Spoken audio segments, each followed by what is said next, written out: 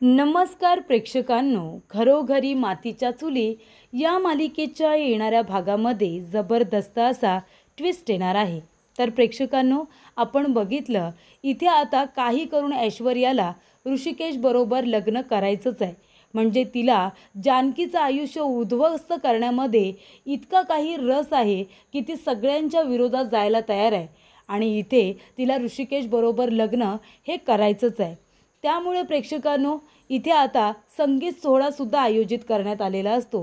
बरं, लग्न करायचं आहे ते सुद्धा साध्या पद्धतीत नाही। तिचं असं म्हणणं आहे की लग्न पहिलं असो किंवा दुसरं, पण ते एन्जॉय केलं पाहिजे आणि म्हणूनच इथे ऐश्वर्या आपलं दुसरं लग्नसुद्धा जे की ऋषिकेश बरोबरचं आहे ते तिला खूपच जास्त एन्जॉय करायचं आहे। कारण का प्रेक्षकांनो, तर इथे जानकीला जास्तीत जास्त त्रास देता यावा म्हणून। त्यासाठी तिने इथे आता संगीत सोहळ्याचा सुद्धा घाट घातलेला असतो आणि म्हणूनच प्रेक्षकांनो, इथे आता येणाऱ्या भागामध्ये जानकीने ऐश्वर्याला बरोबर धडा शिकवण्याचा निर्णय घेतलेला असतो। एक इथे ऋषिकेशने प्लॅन केलेला असतो आणि त्या प्लॅनिंगनुसार आता सगळ्या गोष्टी या घडत असतात।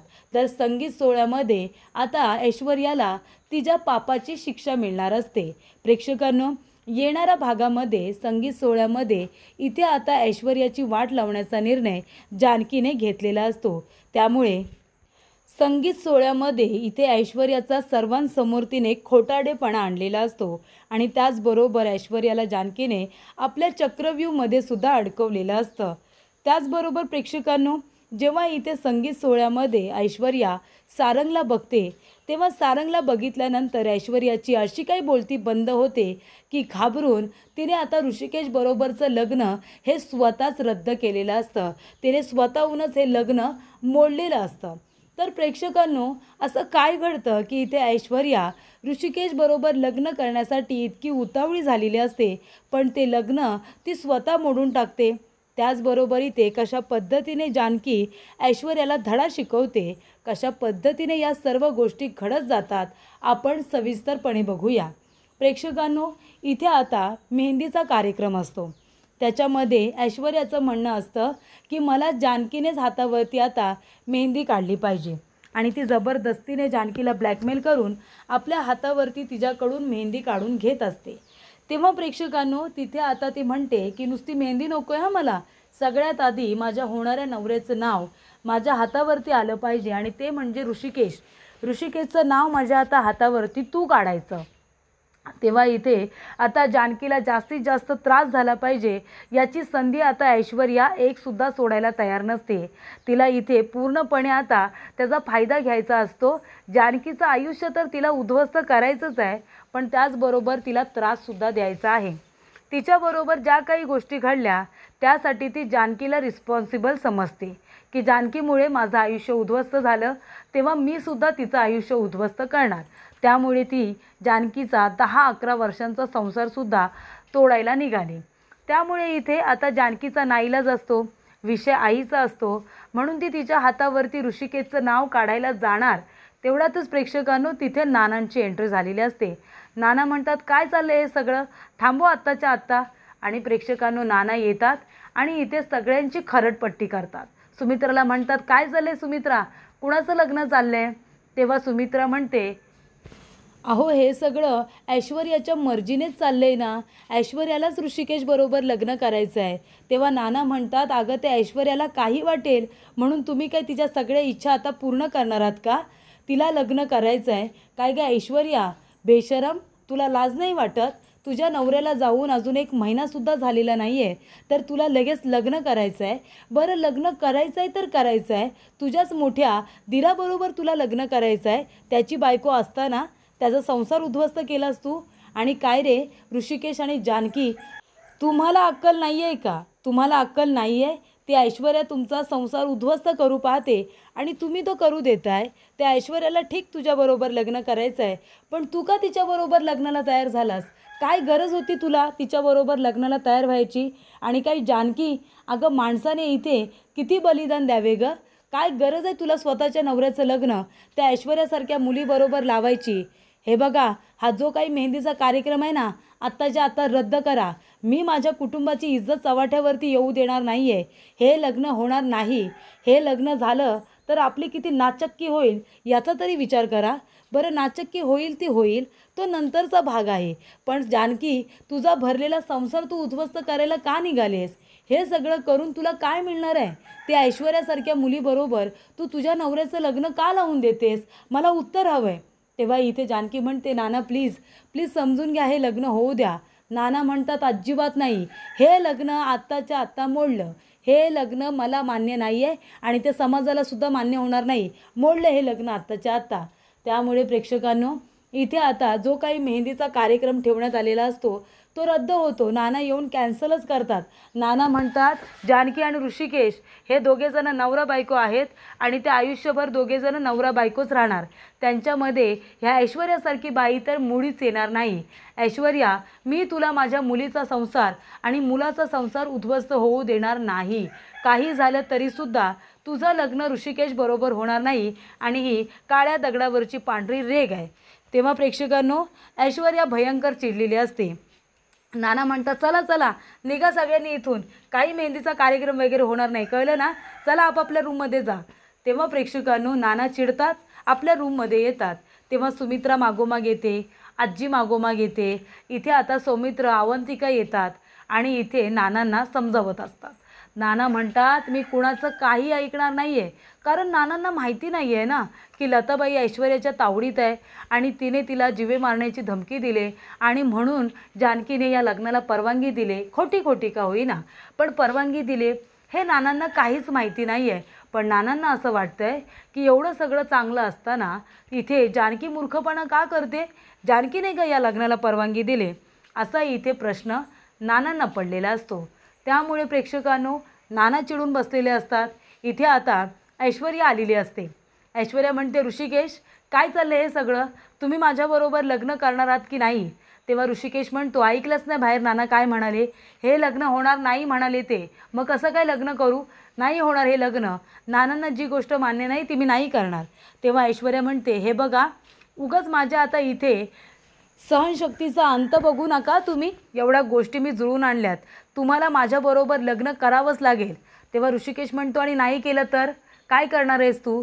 तेव्हा इकडे आता जानकी म्हणत असते की काय करायचं, कसं नानांना समजवायचं असा ती विचार करत असते. पण ऐश्वर्या मात्र आता इथे तुटूनच पडलेली असते. ती म्हणते, ऋषिकेश आताच्या आता हे लग्न झालंच पाहिजे आणि हे लग्न जर नाही झालं ना तर त्या जानकीच्या आईचं काही खरं नाही आहे. मी तिला मारून टाकायला सांगेन. मी खरंच सांगते, मी तिच्या जीवाची पर्वा करणार नाही. जानकीची आई जिवंत भेटणार नाही. मी तिला मारून टाकेन. माझं काय व्हायचं ते होऊ दे. पण इतक्या वर्षानंतर तुमच्या जानकीचा जो काही अनाथ शब्द होता तो बाजूला होणार होता ना, पण आता नाही होणार. कारण मी काही झालं तरीसुद्धा जानकीच्या आईला जगू देणार नाही. मी तिला मारून टाकणार आहे. तेव्हा इथे ऋषिकेश म्हणतो, तू असं काही करणार नाही आहेस ऐश्वर्या?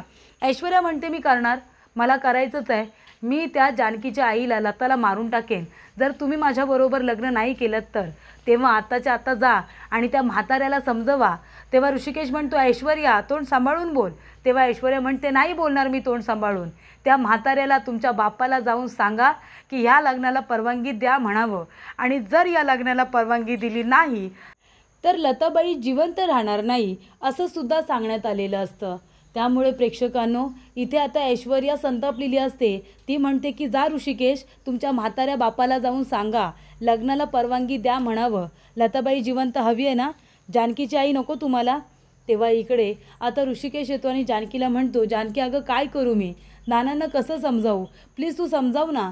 तेव्हा जानकी म्हणते, नाही ऋषिकेश, नाना नाही ऐकणार आपलं. आपण एक काम करूया का? आपण हे नाटक इथल्या इथे थांबूया. मरू दे, नको हे लग्न वगैरे. नाना कधीच मान्य नाही करणार. थांबूया आपण हे नाटक. तेव्हा ऋषिकेश म्हणतो, नाही जानकी, हे नाटक आपण नाही थांबू शकत. तेव्हा जानकी म्हणते, का ऋषिकेश, तुम्हाला सुद्धा त्या ऐश्वर्याबरोबर लग्न करायचं आहे का? तेव्हा ऋषिकेश म्हणतो, जानकी अगं हे काय बोलतेस तू? हे नाटक जर आपण थांबवलं ना तर ती ऐश्वर्या तुझ्या आईचा जीव घेईल.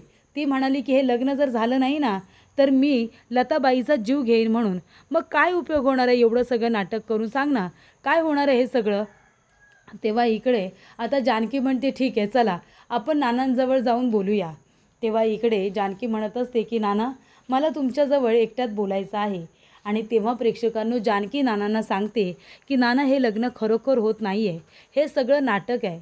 डिवोर्स पेपरवरती सह्यासुद्धा आम्ही खोट्याच केलेल्या आहेत आणि माझी आई ऐश्वर्याच्या ताब्यात आहे. ती म्हणाली की ऋषिकेश बरोबर लग्न झालं तरच मी तुला तुझ्या आईचा पत्ता देईन म्हणून म्हणून आम्ही हे सगळं करतोय. पण लग्न खरोखर नाही होणार नाना, तुम्ही काळजी करू नका. आम्ही शेवटपर्यंत वाट बघणार आहोत. जर माझी आई तिने मला नाही दिली तर हे लग्न तिथल्या तिथे कॅन्सल होईल, रद्द होईल. तुम्ही नका काळजी करू. तेव्हा इकडे आता जानकीने नानांना समजावलेलं असतं की हे सगळं नाटक आहे, ऐश्वर्याकडून खरं वधून घ्यायचं आहे म्हणून हे सगळं नाटक करण्यात आले. आणि इथे आता जानकीने नानांना अजून एक महत्त्वाची गोष्ट सांगितलेली असते, ती म्हणजे सारंग जिवंत आहे. सारंगसुद्धा जिवंत आहेत. ही गोष्ट आता जानकी सांगते आणि म्हणते सारंग भाऊजीसुद्धा ऐश्वर्याला आता धडा शिकवण्यासाठी आपल्याबरोबर आहेत. तुम्ही फक्त या लग्नाला होकार द्या. हे नाटक आपल्याला असंच थोडे 2 दिवस कंटिन्यू ठेवायचं आहे. तेव्हा इकडे नाना म्हणतात ठीक आहे, जर हे असं असेल सगळं, ऐश्वर्याची हकलपट्टी होणार असेल तर मी मग ह्या लग्नाला परवानगी देतोय. पण तरीसुद्धा हे लग्न होणार नाही याची खबरदारी तुम्ही घ्यायची, नाहीतर मी कुणालाही माफ नाही करणार. तेव्हा इथे जानकी म्हणते नाना ती वेळच नाही येणार, हे लग्न होणार नाही. आणि त्यानंतर मग प्रेक्षकांनो इथे आता ऐश्वर्याला लग्नाची परवानगी मिळालेली असते. ठीक आहे, करा लग्न असं नानांनी सांगितलेलं असतं. तेव्हा इथे ऐश्वर्या खुश होते आणि मग काय ती म्हणते की आता संगीत सोहळासुद्धा हवा आहे. तेव्हा इकडे ऋषिकेशने जानकीला सांगितलेलं असतं की संगीत सोहळ्यामध्ये आपल्याला ऐश्वर्याची वाट लावायची आहे. तेव्हा इथे आता मध्ये मध्ये सारंगला घेऊन यायचं आहे आणि पूर्णपणे आता जानकीने असं गाणं घेतलेलं असतं की कशा पद्धतीने इथे आता ऐश्वर्याने सारंगला फसवलेलं असतं. म्हणजे साधा भोळा राजा आणि त्याची लबाड राणी असं ते गाणं आहे आणि त्याच्यावरती जानकीने आता डान्स घेतलेला असतो. त्याच्यामध्ये सौमित्र झालेला असतो सारंग आणि इथे अवंतिका झालेली असते ऐश्वर्या. तर इथे ऐश्वर्या कशा पद्धतीने सारंगला फसवते, कशा पद्धतीने त्याला प्रेमामध्ये अडकवते आणि त्याला फसवते आणि शेवटीला इथे त्याच्या गाडीचा अपघात करते. या सगळ्या गोष्टी आता एका डान्समधून रिक्रिएट केलेल्या असतात. संगीत सोहळ्यामध्ये सौमित्र, अवंतिका आणि जानकी हे तिघेजणं डान्स करत असतात. त्याच्यामध्ये जानकी डान्स करत असते आणि सौमित्र आणि अवंतिका दोघेजणं सारंग आणि इथे ऐश्वर्या या दोघांचं नाटक करत असतात.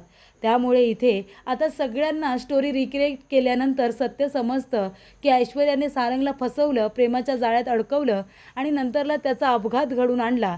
या सगळ्या गोष्टी तिने आता त्या गाण्यामधून दाखवलेल्या असतात.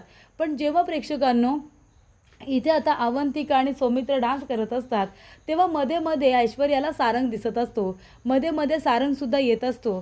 त्यानंतरला ऋषिकेश बाजूला होतो आणि त्या ठिकाणी तिच्या शेजारी सारंग बसलेला असतो आणि तेव्हा प्रेक्षकांनो सारंगला खूप लागलेलं असतं, त्याला सगळीकडे मार लागलेला असतो. आणि तेव्हा इथे सारंग ऐश्वर्याच्या जवळ बसतो आणि हळूच तिला म्हणतो की हे जर लग्न केलं तर भूत तर मी झालोय, पण आता भूत बनून तुझ्या मानगुटीवरती बसेन आणि तुला ठार मारून टाकेन.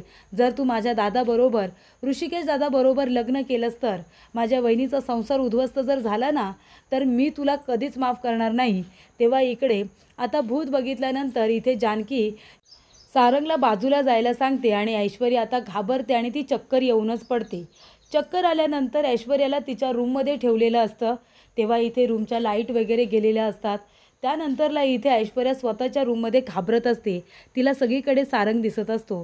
तेव्हा सारंग येतो आणि म्हणतो काय ऐश्वर्या, काय करतं हे तुम्ही? म्हणजे मला मरून अजून महिनासुद्धा झालेला नाही आहे तर तुम्ही दादाबरोबर लग्न करताय. हे लग्न तुम्ही कराच, तुम्ही माझ्या कुटुंबाला त्रास देण्यासाठी हे लग्न करताय ना, पण हे लग्न जर तुम्ही केलं तर मी तुम्हाला कसा त्रास देईन ना हे तुम्ही बघालच. त्याच्यामुळे आता विचार करा तुम्हाला हे लग्न करायचं आहे की नाही ते तुम्ही मला सांगा, नाहीतर उद्या येतोय परत. आणि त्यानंतरला इथे सारंग गायब झाल्यासारखा गायब होतो. तेव्हा या सगळ्या गोष्टी आता मुद्दामून घडून आणलेल्या असतात. प्रेक्षकांना ऐश्वर्या अशी काही घाबरलेली असते की तिला तापच येतो आणि दुसऱ्याच दिवशी ती बाहेर येते आणि म्हणते की मला हे लग्न करायचं नाही आहे. म्हणजे नाना जे काही बोलत आहेत ते बरोबर आहे. म्हणजे इथे मोठ्या दिराबरोबर लग्न करणं चुकीचंच आहे. मला माझ्या चुकीची जाणीव झाली आहे, त्याच्यामुळे हे लग्न होणार नाही.